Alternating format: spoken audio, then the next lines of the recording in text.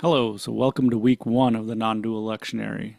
This is going to be December 1st, 2024, but that's the first Sunday of Advent, year C. That's how we're beginning. And this is this week's gospel lesson, Luke chapter 21, verses 25 to 36. I'm not going to read that. I'll just leave it up there a bit. But there's three sections there, obviously, and while you're reading that, the first is about these signs that will come. The second, the fig tree. Again, the leaves, and you'll know that something is coming. And then the be alert, the exhortation at the end.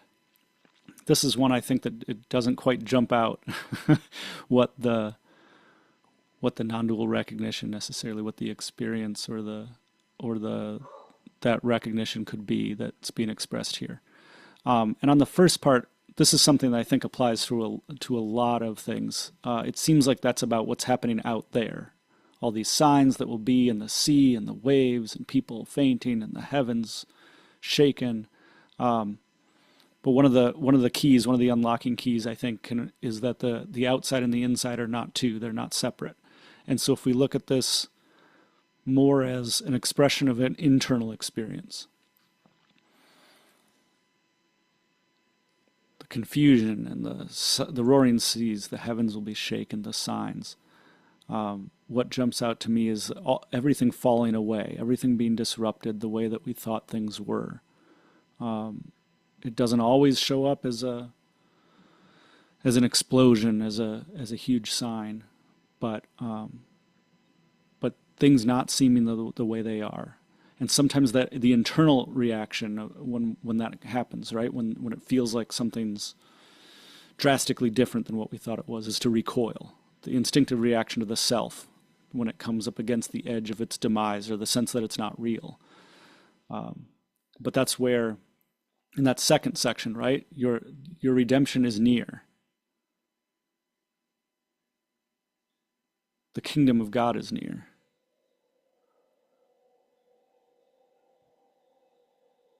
It's talking, I think, to that deeper self, or that no self in us, the part that knows all along that the other side of this roiling, this disruption, is peace, the peace of no separation, and that's what it's talking to there. Your redemption is near. It's not me, not my small self that's going to be redeemed, but it's that the realization, the recognition, and it's coming for us all. At the last moment in death, or before if we're lucky. And so the message in wisdom traditions around the world, right, is to die before you die, and then you can truly live. But that last part then, to be on guard so that your hearts aren't weighed down, right? Again, not on guard about what's going to happen outside, but to wait and to watch. The message, I think, here that jibes with the non-dual recognition is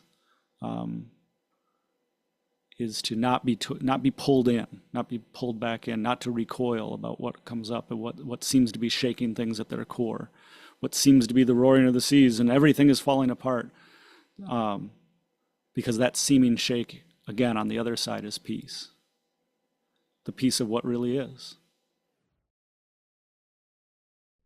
Because that's, in the end, what all this is about, right? Just what really is.